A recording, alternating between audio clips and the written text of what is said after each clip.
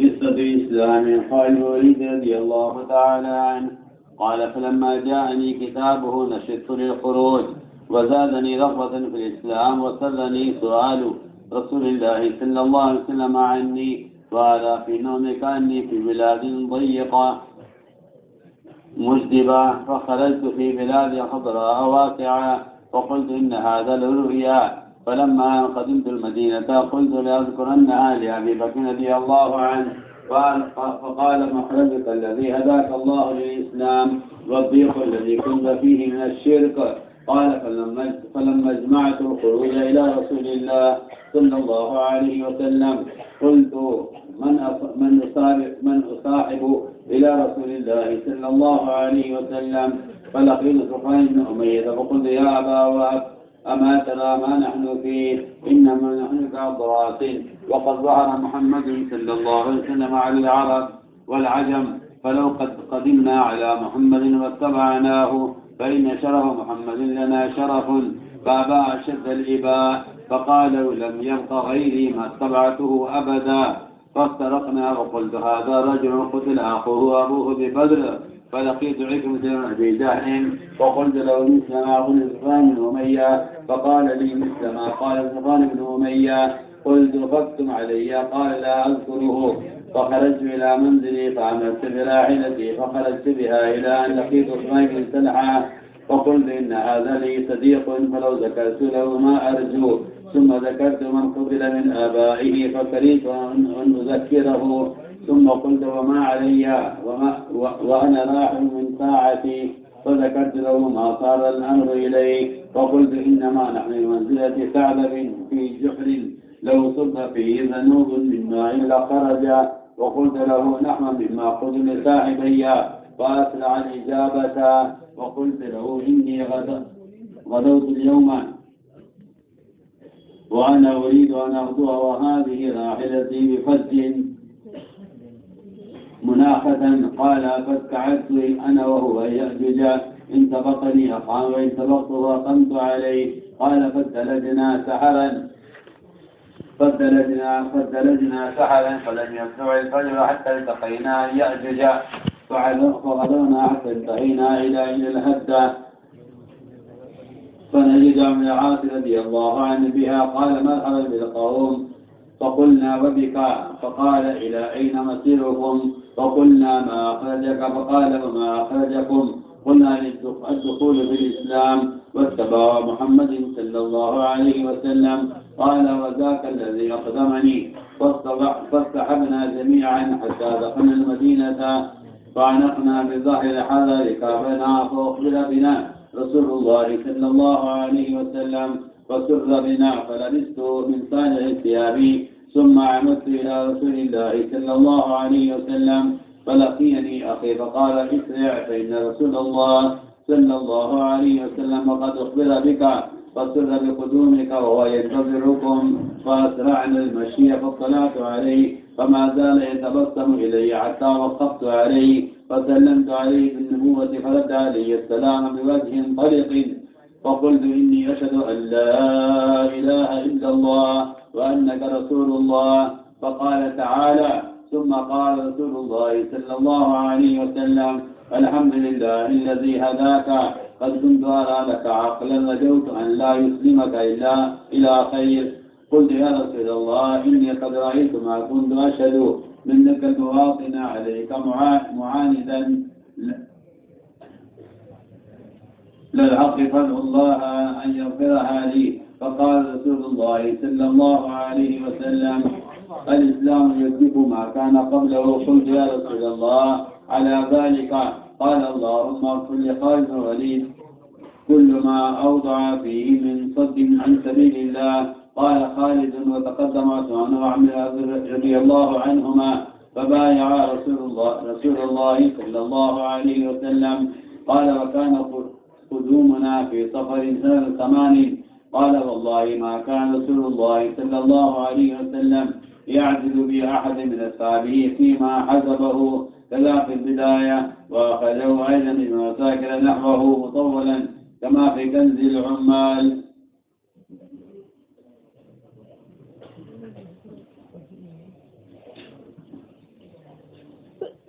میرے عزیز دوستو، عجیب بات یہ ہے کہ دعوت اللہ کی جازیت رکھی ہے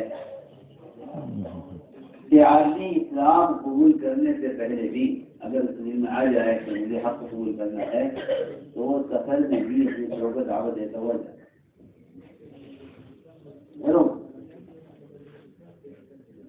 حالانکہ اس نے خود اسلام قبول نہیں کیا، اس کی دین میں آئی ہے اسلام قبول کیا.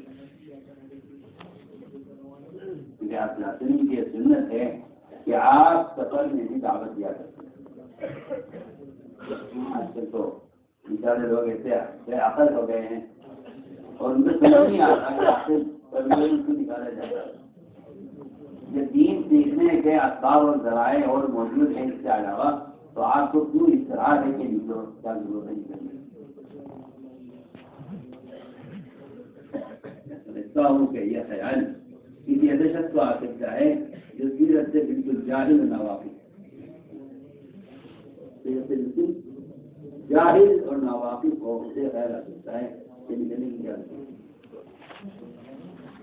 ایسے جاہل کو یہ خیال آ سکتا ہے جو سیرت سے ناواقف ہو کہ نکلنے کی.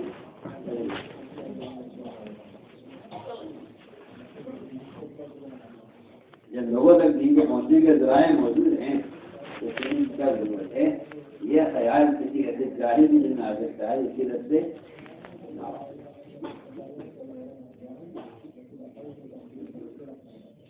صرف یہ ہے کہ دعوت ایسا بدنی فریضہ ہے جو قلم سے، اخبار سے، وسائل سے، موبائل سے یہ فریضہ ہے.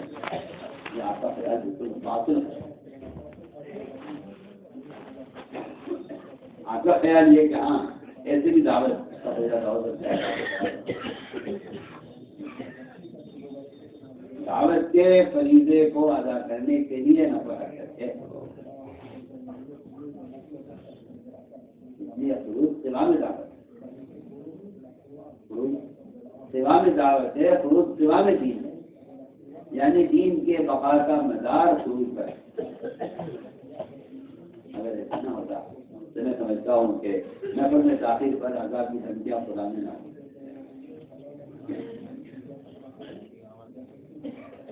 عالمی سطح پر عبادت کر رہا ہوں کہ مسلمان ابھی تک یہ سوچتا ہے کہ نکلنے کی کیا ضرورت ہے.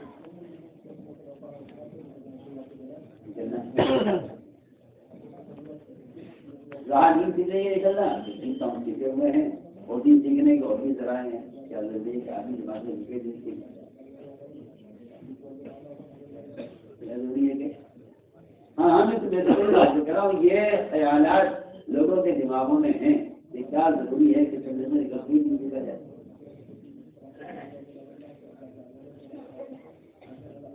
لیکن میں کہنا چاہتا ہوں کہ خروج یہ قامت دین کے لیے ہے اور دین سیکھنا خروج کا ابتدائی مرحلہ ہے.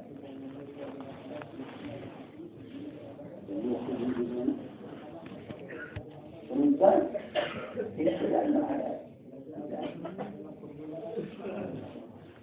آج سمجھتے ہیں کہ دین سیکھنا خروج کا منتہا مقصد ہے. جو پہلا دین سیکھنا تربیت کا منتہا مقصد نہیں ہے.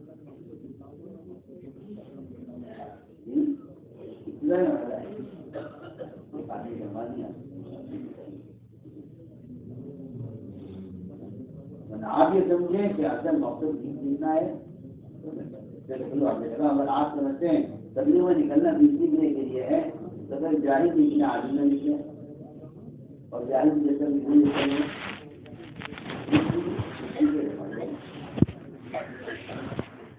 لوگ سمجھتے ہیں کوئی وقتی مدرسہ ہے سامنے وقت لگانا، کوئی وقتی مدرسہ ہے اس کا نصاب پورا کرنے کے لیے ہم اس میں داخل ہیں.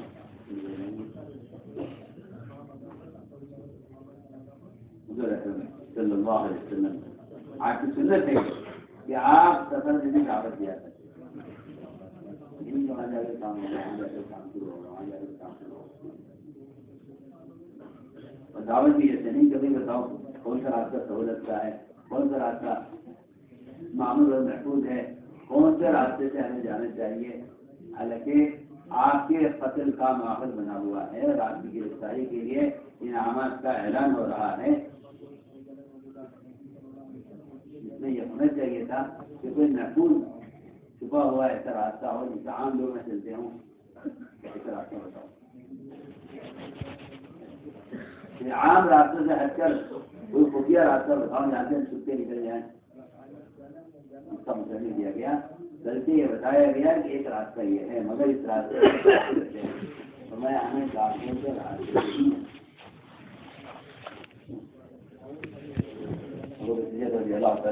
سارا مال لے کر نکل رہے ہیں. ان سے کہا جا رہا ہے کہ جہاں سے ڈاکوؤں کا ہے جہاں سے آپ جانا چاہ رہے ہیں آدمی کو پسند کرے سارا مال لے کے جا رہے ہوں اور راستہ ڈاکوؤں کا راستے اختیار کرے آدمی. لیکن آدمی اس سے کہا جا رہا ہے اس راستے میں ڈاکو ہیں اور لوٹتے ہیں، مال بھی لوٹتے ہیں، کوئی نہیں کرتے. کیا وجہ ہے کہ ان کی دعوت ہے. دونوں ڈاکو آپ کو ملے، دونوں سے آپ نے بات کی، دونوں اسلام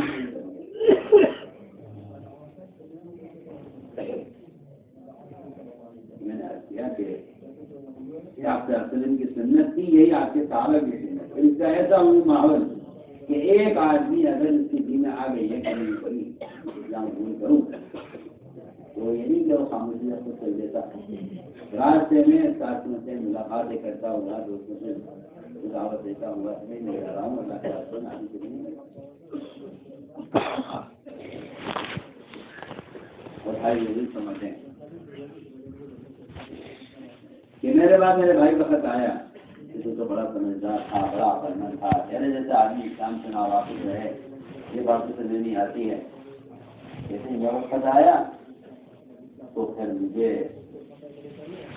مجھے اسلام قبول کرنے اور دین میں داخل ہونے کا میرے اندر تقاضا پیدا ہوا اور میرے دل میں اسلام کی رغبت اور بڑھ گئی. اور مجھے وقت یہ خوشی ہوئی کہ حضور اکرم صلی اللہ علیہ وسلم نے میرے بارے میں پوچھا ہے. مسلمان ساتھی کے بارے میں پوچھتے اور آپ مسلم والے کے بارے میں پوچھ رہے ہیں وہ کہاں ہے وہ کہاں. ہم تو مسلمان ساتھی کو پوچھے خلا کہاں ہے. اپنے کافی کے بارے میں پوچھ رہے ہیں خالد سے، اور خالد کے بارے میں تو وہ کہاں ہے خالد. خالد فرماتے کہ میں نے خواب بھی دیکھا ہے. میں نے خواب میں دیکھا کہ میں بہت کم علاقے میں ہوں اور وہ علاقہ انتہائی قحط زدہ علاقہ ہے، قحط زدہ علاقہ ہے. اور میں نے دیکھا خواب میں کہ وہاں سے نکلا اور میں ایک ایسے علاقے میں پہنچ گیا جو سرسبز اور شاداب اور بہت وسیع علاقہ ہے. میں نے کہا یہ تو واقعی کوئی خاص قصہ معلوم ہوتا ہے. میں پہنچا تو میں نے اس خواب کا ذکر کا اس سے پر جمع ہوتا ہے میں نے خواب میں اس طرح دیکھا ہے. تو وہ کروایا کہ ہاں وہ یہ تنگی تھی وہاں سے تمہارا نکلنا تھا کہ تم کفر کے ماحول سے نکلے ہو اور یہ تم نے کشادگی دیکھی ہے یہ تمہارے لیے اسلام کی ہدایت ہے. ہدایت دی اور یہ تنگی تم نے دیکھی ہے وہ تنگی تھی جو تم شرک کے اندر مبتلا تو میں نے فیصلہ کر لیا. لیکن تو کیا کہ میں آپ کے پاس جا رہا ہوں اپنے ساتھ لوگوں کو بھی لے چل. اتنا زمانہ جو ہے وہ مشکل تھا مگر اس کو ساتھ لے کے چل. تو کہتے ہیں نہیں ملا قربانی میں میت ہے. میں نے کہا یہ وہ اب تم دیکھ رہے ہو ہمارا حال کیا ہوتا جا رہا ہے. اب تو ہماری تعداد کرتے کرتے اتنی کم رہ گئی ہے کہ ہم داڑوں کی طرح ہو گئے. داڑوں اتنے پیچھے دو ادھر زیادہ ہوتے ہیں دار کم ہوتے ہیں. کہ اب تو ہماری حیثیت ہماری تعداد وہ دار کی تعداد کی طرح کم رہ گئی ہے. یعنی لوگ سارے ہمارے بڑے بڑے اشراف سب اسلام میں داخل ہو گئے. اب ہم تعداد میں کم رہ گئے ہیں اور محمد صلی اللہ علیہ وسلم سارے عرب پر عجم پر سارے آتے جا رہے ہیں. اگر ہم بھی ان کے پاس چلے جان کر جمع کر لیں اگر محمد صلی اللہ علیہ وسلم کا یہ عزت ہمارے لیے عزت ہے ان کا شرف ہمارے لیے شرف ہے. لیکن کہتے ہیں کہ نہیں ڈال سکتے وہاں نے انکار کر دیا اور بڑی سختی کے ساتھ انکار کیا، اور یہ بھی کہہ دیا کہ اگر میرے علاوہ کوئی بھی نہ رہے دنیا میں اور تو نکالوں گے اتباع کرنے، تب بھی میں ان پہ اتباع کروں گی۔ تو کہتے ہیں کہ مان سے چلا، جی نے کہا کہ ہاں یہ صفوان یہ بات اس لیے کر رہا ہے کہ اس کا بھائی استفاد بدل میں مارے گئے ہیں۔ چنانچہ پھر میرے دن آئی کہ میں گزر کے بیٹھے، میں نے اکرما سے ملاقات کی کہ اکرما میں اس کام کے لیے جا رہا تھا، میں نے صفوان بن امیہ سے یہ بات کی تھی اور میں نے وہ ساری بات اکرما سے کی۔ اکرما نے بھی وہی جواب دیا جو صفوان بن امیہ نے دیا۔ ایسے بات جواب تو نے بھی یہ سب جواب دیا کہ میں تو ان کباب کبھی نہیں کروں گا، چاہے دنیا میں کوئی باقی نہ رہے۔ میں نے کہا چلو ٹھیک ہے، اگر تم نہیں مانتے میری بات تو تم میرے سفر کو چھپائے رکھنا ہے، کسی بھی کرنا ٹھیک ہے، تم جواب کسی بھی کرنے وہاں سے نکلا، اپنے گھر آیا اور میں نے اپنی سواری تیار کرنے کا حکم دیا اور میں سواری پہ سوار ہو کر روانہ ہوا۔ وہاں سے چلا پہ تو مجھے میں عثمان چڑھانے گیا، میں نے کہا عثمان اتنے طرح کے کہ میرا دوست بھی ہے، اگر میں اس سے ذکر کر دوں اپنے سفر کا اور اپنے ارادے کا، اور مجھے امید ہے کہ شاید بات مان لے۔ تب مجھے یاد آیا کہ اس کے لیے آپ سے بدل کیے گئے ہیں، بدلنے میرا جینا چاہے تھے تذکرہ کرنے کا، لیکن تب مجھے خیال آیا کہ حرج کیا ہے بات کرنے میں، بات کر کے دیکھیں، بات کر کے دیکھیں کیا بات کرنے میں کیا ہے، مانے گا نہیں مانے گا، اللہ کی ہدایت ہے، بات تو کر کے دیکھیں۔ اور میں تو جا ہی رہا ہوں، کوئی روکنے والا ہے نہیں، میں تو جا ہی رہا ہوں، اگر میں کسی ساتھ سے میں نے کہا دیکھو بھائی یہ معاملہ یہاں تک پہنچے کہ وہ اعلیٰ وجہ پر ہماری بات چکے ہیں اور ہماری حیثیت تو اب اس لومڑی کی طرح ہو گئی ہے کہ اگر لومڑی کے دل میں ایک دور پانی لگا دیا جائے تو اس کے لیے کوئی راستہ نہیں ہے سوائے باہر نکلنے۔ یعنی اپنے حقوق کی مثال دے رہے ہیں، آپ کو بتایا پانی کا ڈوز لومڑی کا سراغ، اگر لومڑی سے داخل ہو جائے سراغ میں تو اس سے پانی ڈال دیا جائے تو اس کے لیے کوئی راستہ نہیں سوائے باہر نکلنے کے۔ یہ کہا کہ ہماری مثال تو محمد صلی اللہ علیہ وسلم کے اس دعوت کے طریقے کی وجہ سے ہماری مثال تو لومڑی کی طرح ہو گئی ہے، جس کے سوراخ میں ایک ڈول پانی کو ڈال دیا جائے تو اس کے لیے کوئی راستہ نہیں سوائے باہر نکلنے۔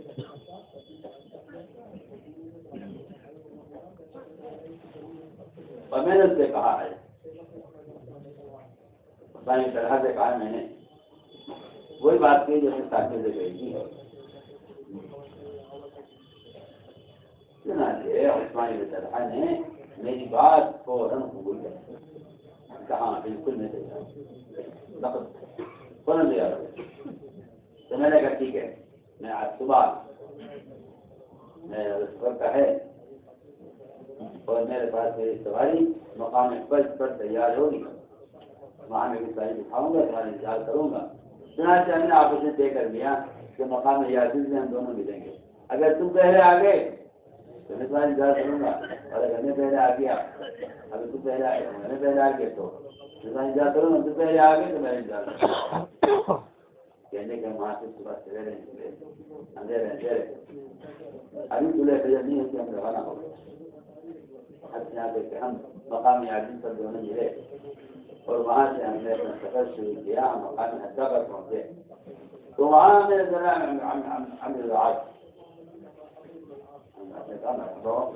تم دونوں کہاں جا رہے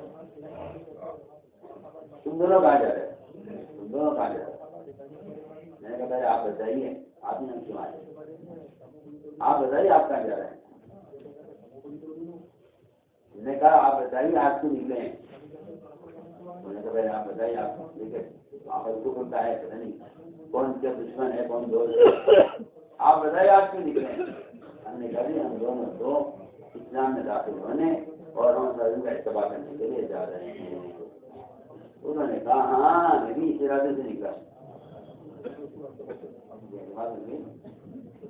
کہتے بھی جرا سے نکلا چنانچہ ہم دونوں سب اکٹھے ہو گئے، یہاں پہ کمرے میں داخل ہوئے۔ ہم نے اپنی سواری مقام حضرہ پر بچھائی جو پسیدہ میدان تھا مدینے کا، اور ہمارے آنے کی خراب حاضر کر دی گئی۔ آپ کو ہمارے آنے کی بڑی خوشی ہوئی۔ میں نے اپنے سویرے کپڑے اتارے جو غبار میلے ہو گئے تھے، اور میں نے صاف کپڑے پہنے، اور پھر میں آج سے حاضر ہوا۔ مجھ سے میرے بھائی نے آ کر کہا جلدی کرو، جلدی آدمی جلدی کرو، آپ انتظار کر رہے ہیں تمہارا، آپ کو تمہارے آنے کی بڑی خوشی ہے اور تمہارے انتظار میں ہے۔ چنانچہ ہم نے اپنی سواری کو ہم دوڑے اور آپ سے حاضر ہوئے۔ آپ برابر مجھے دیکھ کر ہنستے رہے، مسکراتے رہے، یہاں تک کہ میں آپ کے سامنے آ کر کھڑا ہو گیا۔ میں نے آپ کو سلام کیا، نبوت نبی کے نام سے السلام علیکم نبی اللہ، آپ نے اسلام کا جواب دیا، اور آپ کا چہرہ میری آمد سے، میرے اسلام سے چمک رہا تھا، خوشی سے۔ میں نے کہا میں گواہی دیتا ہوں اللہ کے سوا کو راضی کرایا، آپ اللہ کے رسول ہیں، فرمایا آؤ آگے آ جاؤ۔ آپ نے فرمایا تمام تعریف اللہ کے لیے ہے جس نے تمہیں تنہا جس میں آئے۔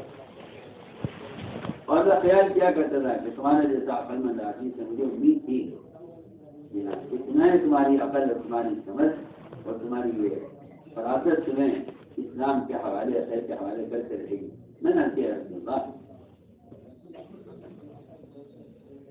میں نے دیکھا ہے اپنا زمانہ کہ میں آپ کے خلاف ظلموں میں اور آپ کے خلاف آپ کی عداوت میں اور حق کے مقابلے میں نے بڑی کوششیں کی ہیں۔ آپ اللہ سے دعا کر دیجیے کہ اللہ میرے پچھلے سارے گناہ معاف کر دے جو کچھ میں نے آج تک اسلام کے خلاف کیا ہے۔ آپ نے فرمایا کہ اسلام اپنے سے پہلے کے سارے گناہوں کو اور سارے خطاؤں کو معاف کرا دیتا ہے۔ میں نے عرض کیا رسول اللہ پھر بھی آپ میرے لیے دعا کر دیجیے، پھر بھی کر دیجیے، اس کے باوجود آپ دعا کر دیجیے۔ چنانچہ آپ نے دعا فرمائی اللہم خیر ولی، اے اللہ خیر ولی، اس نے جو کچھ بھی کوششیں کی ہیں اللہ کے راستے روکنے میں سب کو معاف کرے۔ اور خلیل کہتے ہیں پھر عثمان بن عامر آگے بڑھے، عثمان اور عامر دونوں آگے بڑھے، انہوں نے آپ کے ہاتھ تک بحث کی، اور ہماری آمد ہوئی تھی صبر کے مہینے میں سن 8 ہجری میں۔ کہتے ہیں خدا کی قسم آپ صلی اللہ علیہ وسلم فرماتے ہیں کہ آپ مشورے میں میرے برابر کسی کو نہیں سمجھتے، میں صحابہ میں سے اگر آپ کو کوئی اہم مسئلہ پیش آ جاتا تو آپ مشیر میں مشورہ دینے میں میرے برابر کسی کو نہیں سمجھتے۔ اللهم صل على سيدنا مولانا محمد وعلى آل سيدنا مولانا محمد كما صليت على إبراهيم وعلى آل إبراهيم إنك حميد مجيد. ربنا ظلمنا أنفسنا فإن لم تغفر لنا وترحمنا لنكونن من الخاسرين. اللهم إنا نستغفرك ونتوب إليك، اللهم إنا نستغفرك ونتوب إليك، اللهم إنا نستغفرك ونتوب إليك. ربنا آتنا في الدنيا حسنة وفي الآخرة حسنة وقنا عذاب النار. سبحان ربك رب العزة عما يصفون.